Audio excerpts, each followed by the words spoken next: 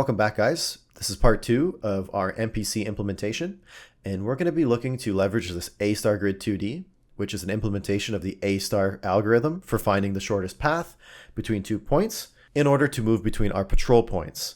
So we're going to feed in a bunch of waypoints for our patrol, and this is going to automatically generate it for us, and then the NPC is going to follow each path that's returned to it.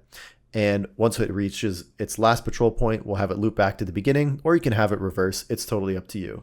But we're going to leverage this, and we'll even do a little bit of debugging too, so you can see how it works.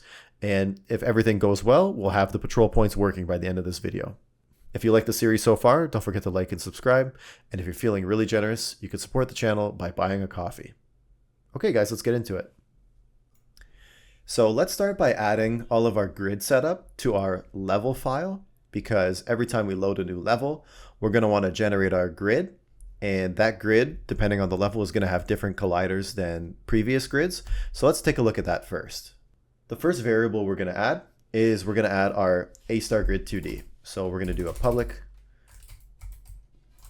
AStar Grid 2D, and you can just call that, I'm just going to name it grid because I'm going to be accessing it a lot. Next thing we're going to do is we're going to create a new function, and we're going to call it our public void setup grid. Now, instead of calling this in the ready function, we're going to have to wait for the player to be spawned.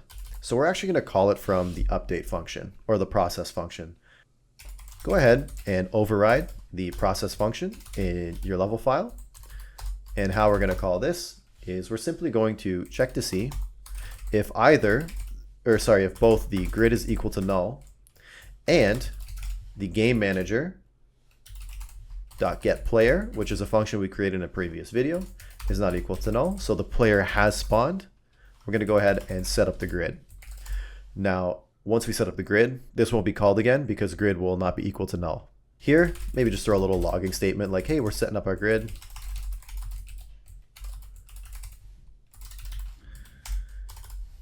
And now we're going to actually implement it. So to create it, we're going to do grid equals new.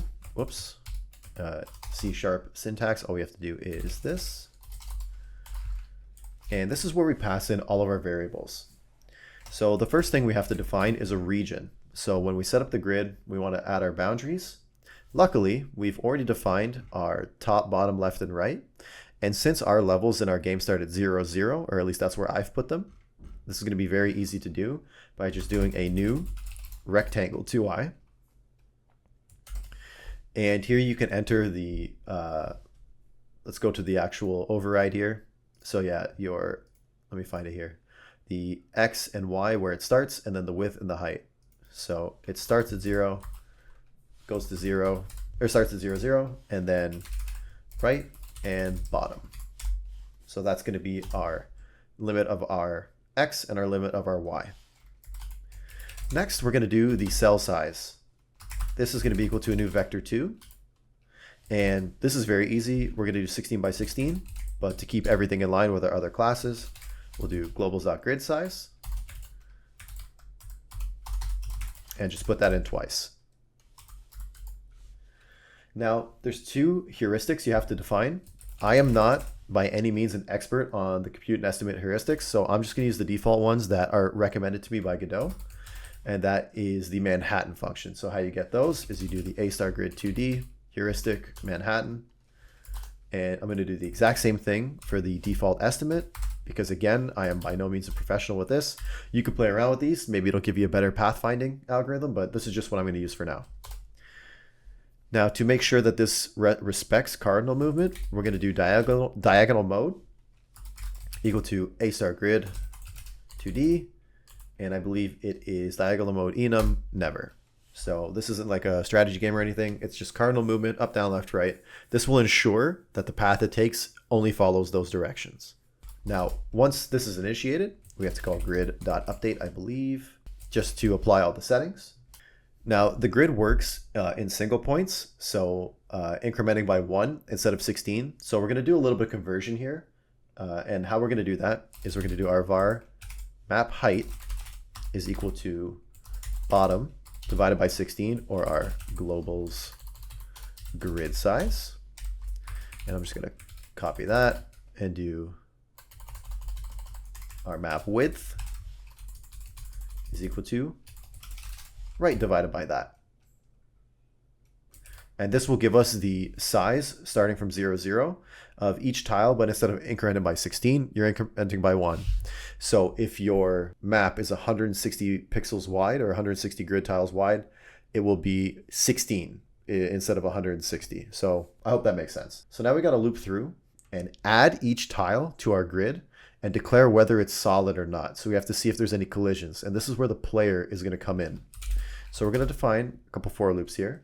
And first we'll start with our Y. And this is going to be our map height. And then inside of it, we're going to do another loop to define our map width.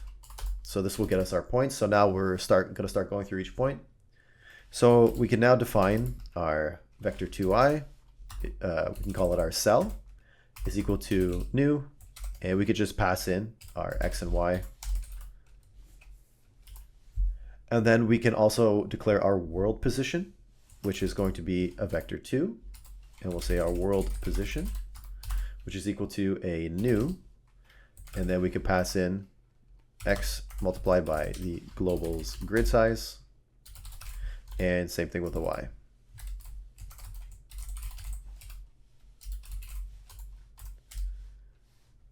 Now that we have that, we have to detect if there's going to be a collision in it or not. So we can use the getTarget colliders from the player and see if that works. So let's go ahead and declare our underscore collisions, because we don't need the adjusted target position here. We just need our collisions. And that is going to be equal to something very complicated. And that's going to be our game manager. And then we're going to get the player because it's available to us now. Oops, that's not a function. And then we're going to do get node. And the get node is going to be the character movement. And on our player class, that's called movement. And then we're going to call our get target colliders. And finally, at the very end here, this expects a position, and that's where we pass in our world position. So now we have to determine how we're going to handle our collisions when it comes to mapping out which squares we can go or not go to. Naturally, your first instinct might be just to say anything with a collider that's not like tall grass or something, just have it not available in your grid. But the only things I really want to ignore, I think, are players and other NPCs, because if they move out of the way, you can still walk those paths. So we can leave those in, or maybe we can take those out and see how it goes. I think I will leave those squares as blocked off for now so that you have to walk around them. In the future, you can come back and maybe make this dynamic where we can keep updating the grid if we wanted to, just to make it so that if people are moving around or an NPC is not there anymore, maybe the grid is different. But for now, we'll just ignore everything with the collider as if the player was colliding with it. So anywhere the player can go, we'll say the NPC can go as well. So let's go ahead and put in some similar code like we have in our player movement script. And that's going to be var. And we can call this our collision. And just call it collisions.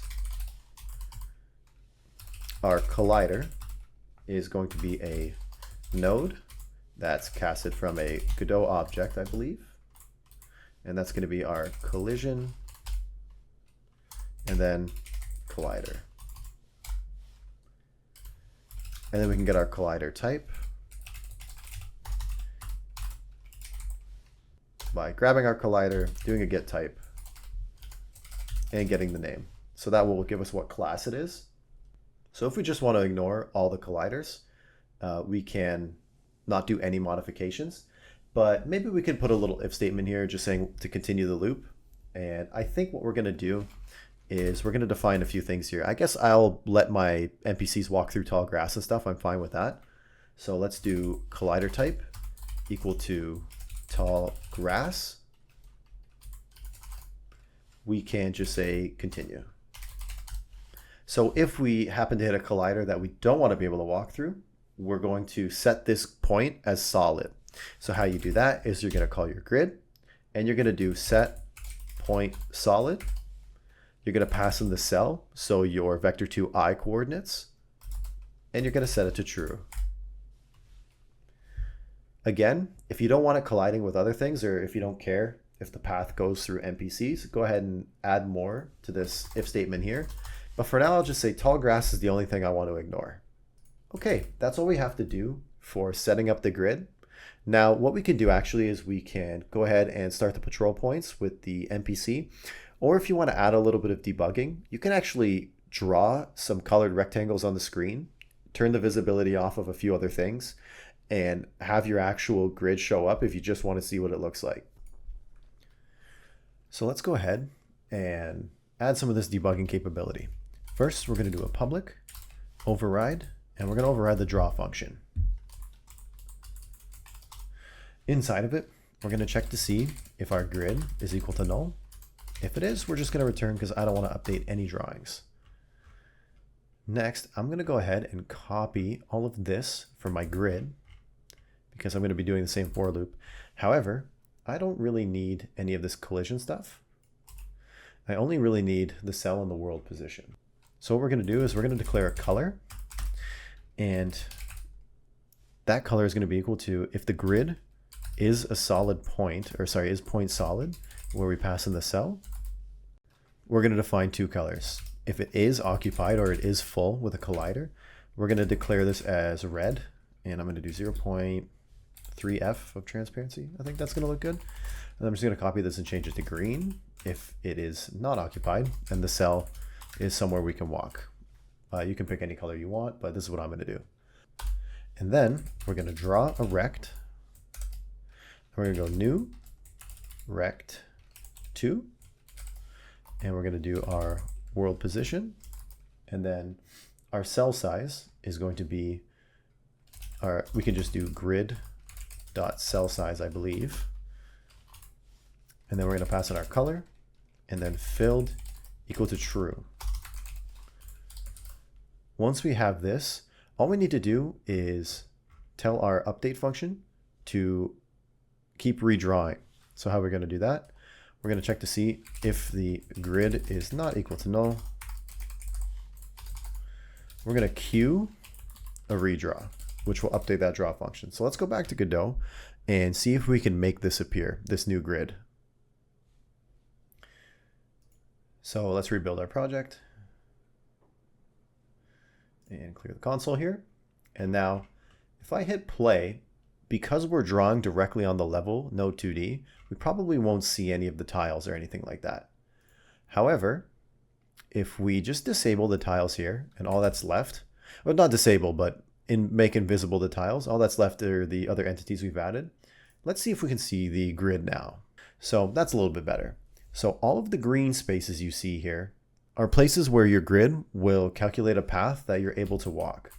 So if I go this way, you can see these are all the places you can go. And generally speaking, these are just all of the colliders as normal. So this looks pretty good.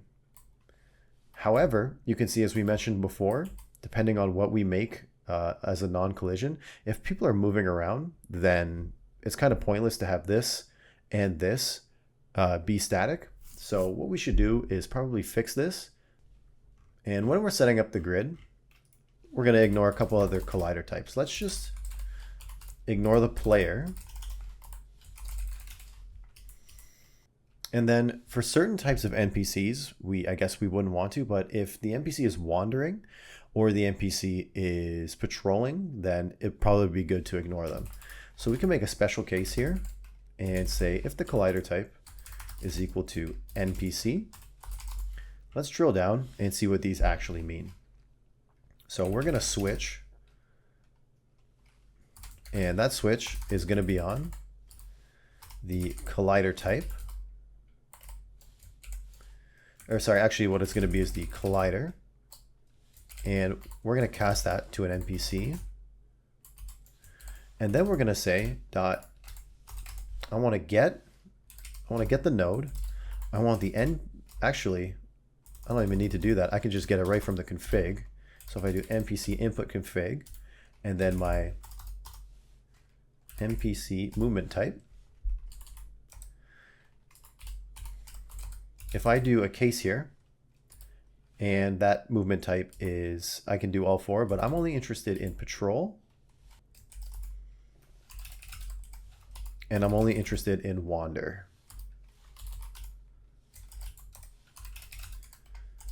So right here, instead of breaking, I can just continue.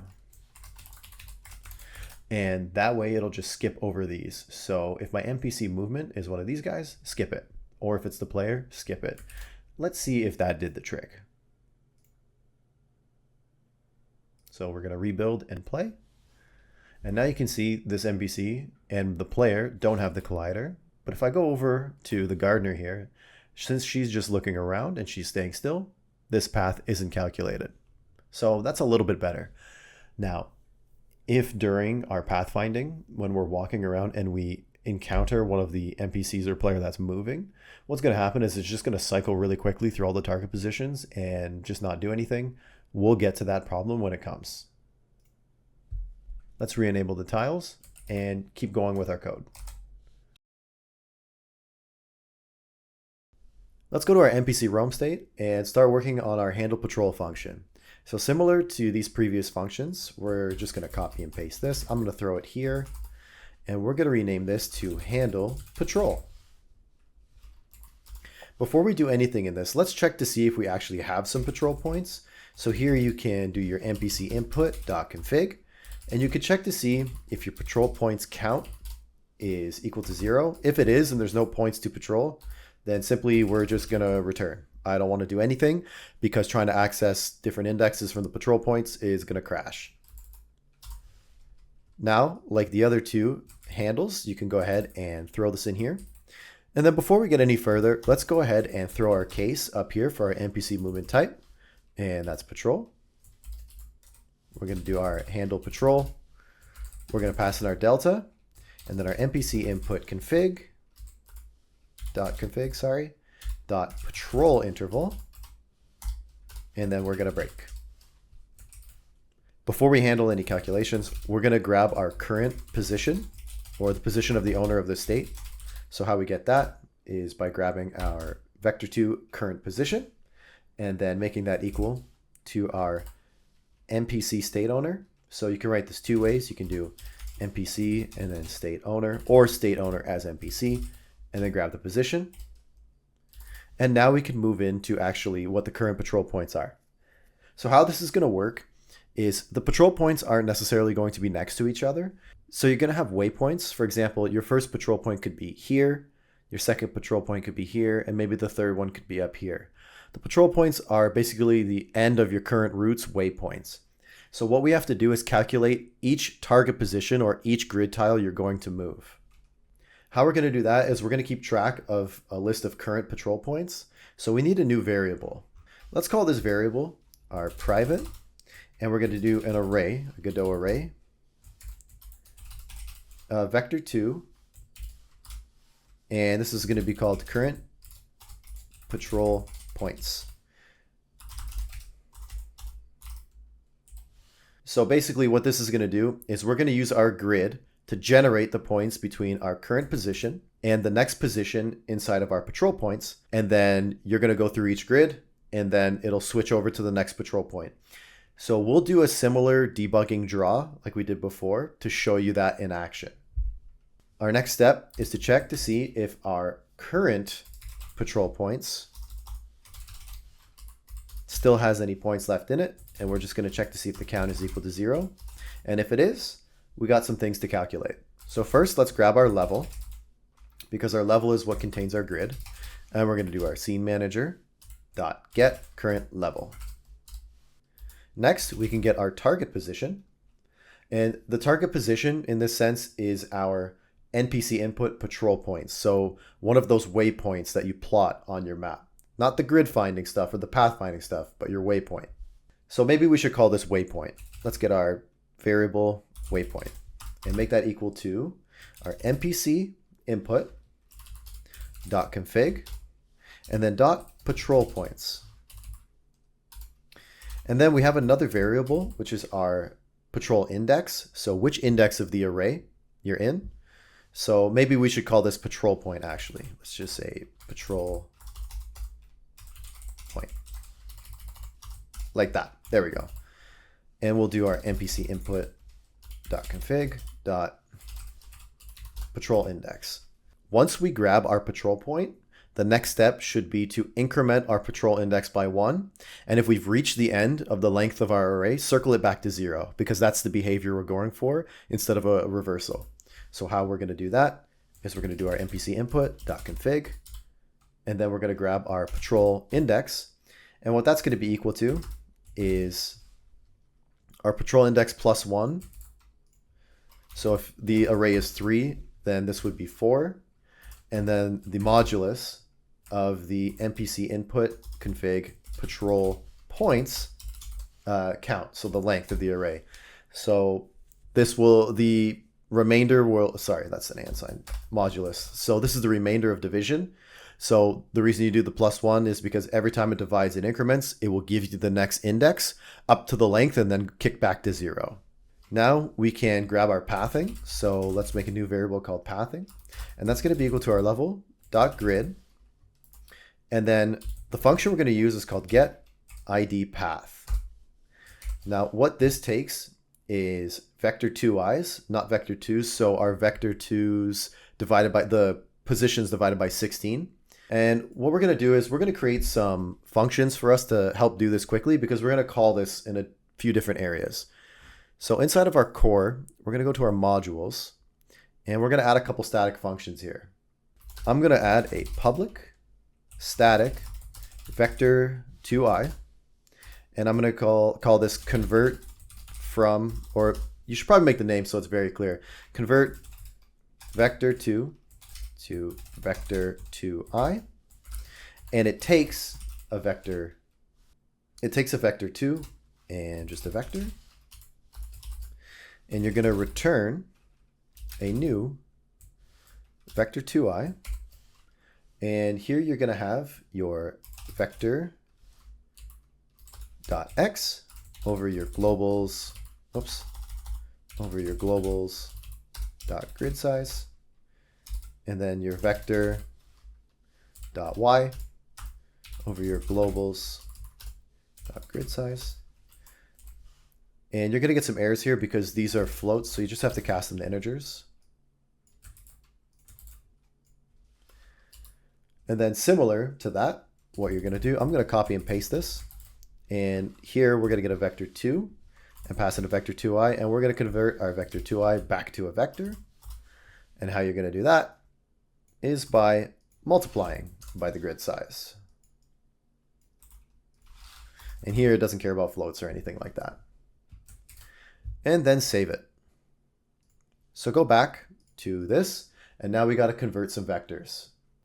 How we're going to do that is we're going to do a modules dot convert vector 2 to vector 2i, and we're going to pass in our current position, and then we're going to do the same things, and we're going to pass in our patrol point.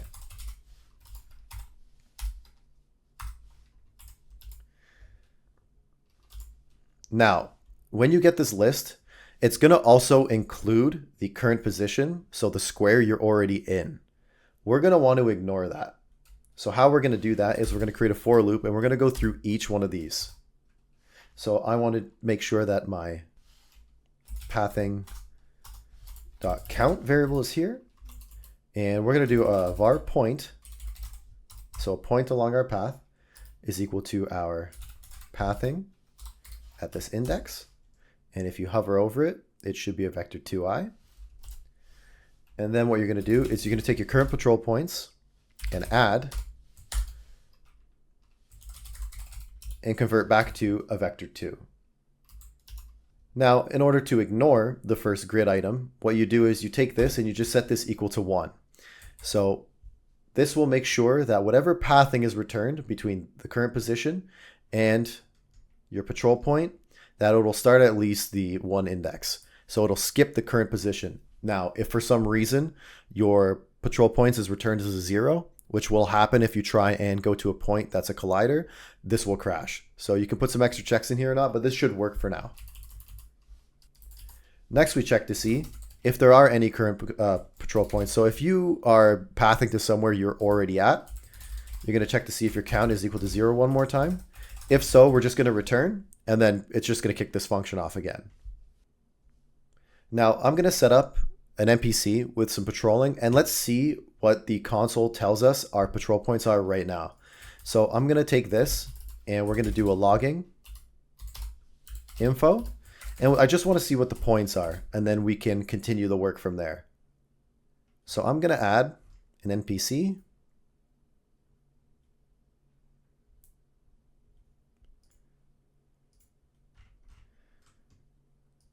I'm going to put him here.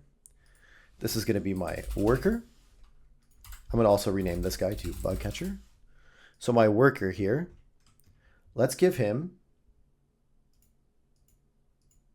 the worker appearance, so that's good. And then for our NPC input config, make unique. And let's give our movement the patrol point. And so let's set our patrol points. So I'm going to add a couple of tiles here.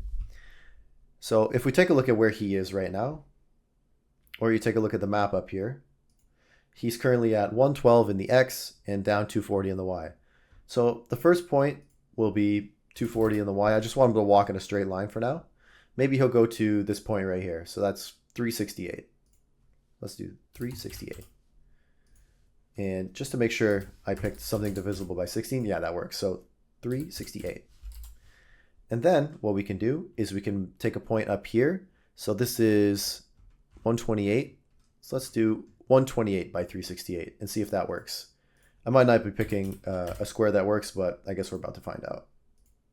So 368 and then 240. So these will be the two waypoints he walks between. So notice I'm not including the waypoint he starts at. So what's going to happen is he's going to go to the first one, and then to the second one, and then just keep circling back between these two. So just bouncing around right here. So I'm going to save that. And if I hit play, let's just see what happens in the console. I just want to see if it logs his patrol points. So I'm going to pause that and go back to the output. And you can see here, it creates an array, and the points are moving along the x-axis. So you can see it's 240 all the way to 368, 240. So it is mapping this correctly. Let's keep going, and then once we have him moving, we'll do a similar thing to before where we mute the tiles and then look at the path it's creating. So this is what happens if our patrol points dot count is equal to 0. We know we have to make a new set of points from our current position to our next waypoint or to our next patrol point. So what we want to do is check to see what if this count is equal to 1, which means there's only one square left, or what if this is greater than 1. And why that matters is that if this is equal to 1, that means we've already traversed it and we want to remove it. And if it's greater than 1, we just want to remove the point we just got to. So we can add a couple statements here. We can say else if current patrol points dot count is equal to 1, or sorry, let's do greater than 1. Then we know that we've reached the next point and we just want to make that our new target position, which we're going to do below. We can say current patrol points dot remove at 0. So get rid of the index. So basically the function hit this first, get rid of this index because we're already here, and then move on. And then we can say else if the current patrol points dot count is equal to 1. And we can do the same thing, but we can also return. So if it's equal to 1 and we're removing it, since we're already there, it's time for a new set of current patrol points. So the reason that this is important is because this is now where we set our target position for our movement script. So we're going to do our current patrol points is equal to 0. And now we're going to grab the actual direction we have to face. So how we're going to do that is by creating a new vector 2 called difference. And that's going to be our NPC input dot target position, which we just set, minus our current position.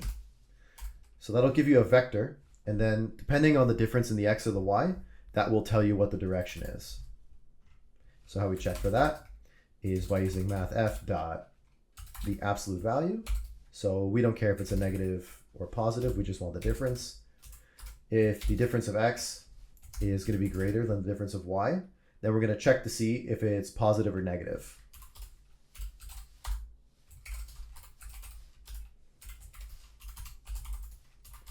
Else, and NPC input.direction is going to be equal to, so since x is different here, so the difference in the vectors is the x coordinate, we need to know if we're going to be facing left or right. And we tell that by checking the difference in the x, and if it's greater than 0, that means we know it's a vector 2 dot right. I think I might have this backwards, but I guess we're going to find out. And then similarly, if the difference is in the y, we're going to do the same thing, but instead of right and left, it's going to be down and up, because down is positive and up is negative. And then finally, you're going to do your NPC input.emit signal. Much like we did here, I'm just going to copy these 2 lines because we also want to set our timer to our interval like we've been doing, and we're going to hit save. So if this part is programmed right and he has to make turns, then the patrolling should work. And if it does, then the next thing we can do is debug it with the colorful Rex that we were making before and disable the tiles to see what it's actually doing. So let's rebuild and let's hit play and see what happens. So you can see that it made the array and now he's moving along that line. So we're going to follow him, and I probably should have turned up the interval. You know what, let's do that. I'm going to turn up the interval and make this 0.2 so he just walks really, really fast. Oh, I have to hit enter. Whoops. There we go. Now he's going. So he should go here, and then you'll see a new set of control points pop up. And, oh, looks like we found a little bug. Oh, that's why it's not working, because I gave it the wrong y value. So let's do 368, and let me just pick something over here. Let's do this square. So this looks like 136, or so let's do 144 and 328. Let's try that. So 328 and then 144 in the y. Let's try that. Is this divisible by 16? Let's just make sure. Yep. Okay. Oh, no, it's not. There, 320. Let's try that. You gotta hit enter. Okay, refresh. So now his first waypoint is up here where we put it. So he's walking up here, and then he should walk down here to the second one. Yep, it set a new second list. And now he should walk his way all the way back up and start going between the waypoints. So this is working correctly. You just have to make sure you give him the proper waypoints. Otherwise, this isn't going to work good. So I think our next step is to actually debug this and see what's going on. So how we're going to do this is we're going to go back to our levels file. And we're going to add 2 more variables just to keep track. We're going to add underneath our AStar grid, we're going to add a public vector2 target position. So just like our NPC input and our movement scripts need a target position, I want to know what the target position is. And let's just set that to a default of vector2.0. And then what I want is I want public array vector2, and I want this to be my current patrol points. And I'll just make that equal to this and import my Godot collections. And all we have to do is inside of our draw function is update those along with the grid. So if the grid's equal to null, we return, which is great. And then what I want to do is for each, and I'm going to say var point in my current control points. What I want to do is I want to draw a rect, and maybe I'll just copy and paste this.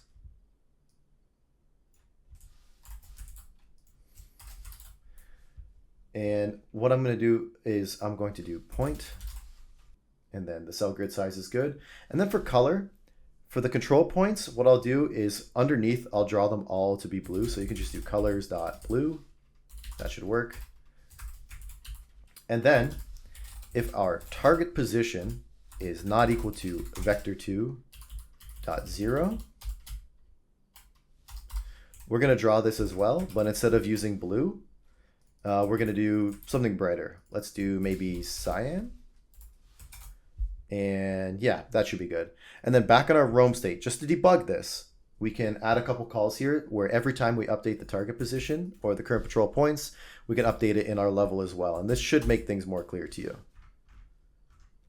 So we did declare our level here. I'm going to actually pull this out and declare it up here so I can use it again.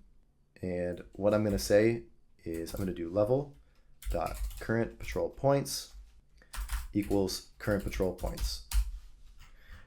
And then underneath the target position, I'm going to do level dot target position is equal to, and then our NPC input dot target position. Hopefully, if we did that right and we disable the grid, this should draw correctly.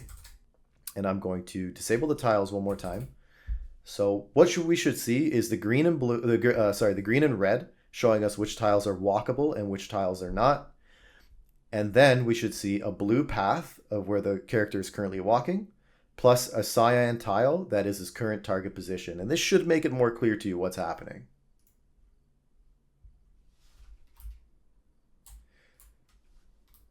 So you can see here that the current path that he has been mapped out by our AStar grid is right here. And his current position is this cyan tile here. And now he's just going back. And let's see what happens if I block him. So you can see the target position is moving and it keeps resetting. So he looks a little bit confused. So maybe we can clean this behavior up a little bit too. So there's a little flaw in our logic here. Basically, this doesn't account for if the player is being blocked. So I think a different way to approach this is just check to see the distance to the next tile. And if the tile is right there, like it is in our character movement, let's remove that target position basically. So how we can check this is we can do our NPC state owner dot position dot distance to, and then our current patrol points at 0, which is our current position, or we can just say our NPC input target position. Actually, no, I'm going to keep it this for now. Is less than equal to 1. Sorry, current patrol points. If this is less than equal to 1, then we can go ahead and we can remove that. So we can do current patrol points remove at 0. And then what we're going to do is we're just going to return here and have it kick back into the function, because if the length is 1 and we've reached it and we remove it, then we'll create a new array. If the length isn't equal to 1, we'll go to the next point. So this should actually work a little bit smoother. So I'm actually going to increase the interval. I'll just put it back to 1 so we can kind of keep up to see what they're doing, and hit play. So we have our grid, and you can see that the player is moving one at a time. So let's see what happens if I block them. You can see that the target position goes under me, but because they're blocked, nothing is happening now with our new logic. So if I get out of the way, they can start moving to their target position.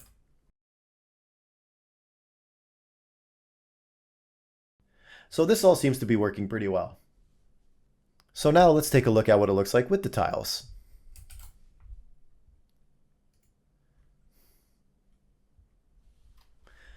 So you can see here, I got my bug catcher moving around. I got the worker walking around, checking stuff out. And we have the gardener just looking around in different directions. Let's go ahead and add some dialogue to the worker as our final little move here.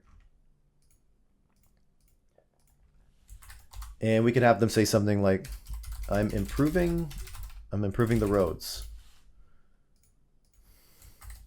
They are a lot of work to maintain, as well as the grass. So this guy's a little maintenance worker, fixing the roads, fixing everything. Maybe we can add one more waypoint, and I'll make that waypoint actually his starting point, so he kind of goes in a big circle. To make it his starting point, let's go to the transform. So 112, 240. 112, 240. Save, hit play. And then I'm going to walk up to him and talk. I'm improving the roads. They are a lot of work to maintain, as well as the grass. And now he's like, get out of my way so I can start moving. And then he's going to go. So bear with me for a second as we wait for him to go all the way around. And so you can see he's walked all the way around. And if everything works correctly, he should start just walking up again because that's where he started. Yep, so the path finding is giving him the same paths. So that's working pretty good, I'd say. A future improvement to this could be having him walk all the way and not stop while he's on the same direction. That's something we could look into. But for the purpose of this video, I think that everything's working correctly. Oh, I just noticed one more bug. When he steps on top of this NPC, he's walking over it. So that's something we're going to have to fix too. So the way to sort this issue is, you'll notice before that the player was appearing below and above, and it would be in front or behind depending on the Z index. But because these nodes all share a parent, what we can do is something different. And how we're going to do that is we're going to select the NPC's node 2D here, and you're going to go to its ordering, and you're going to enable this Y sort. So let me add a second gardener here, drag them up, and you can see that in front, above the first gardener, you can see that they're appearing in front of it, even though this has a higher Y index. So if you add this Y sort enabled, you'll see that the second gardener immediately appears behind. So if I hit play and go over here, you can see that this gardener is appearing behind this gardener now. And if I walk behind, you can see I'm still behind. And if I walk over here, I'm still in front. So the Z indexing for the player still works, and now the Y sort has been enabled for the NPCs. Okay guys, I think that's enough for part 2. Like I said, more movement improvements can be made, but in order to keep this series moving along, I think this is good enough for now for NPCs out in the wild. So the next step might be to import some basic Pokemon data or move data or something like that, or any other world building like sound or something that we can add in, and keep the project rolling. So far it's been fun, and I can't wait to make the next video. Again, if you guys like what you see, like and subscribe if you haven't already, and if you're feeling really generous, you can support the channel by buying a coffee. Thank you so much, guys. Can't wait to see you in the next video.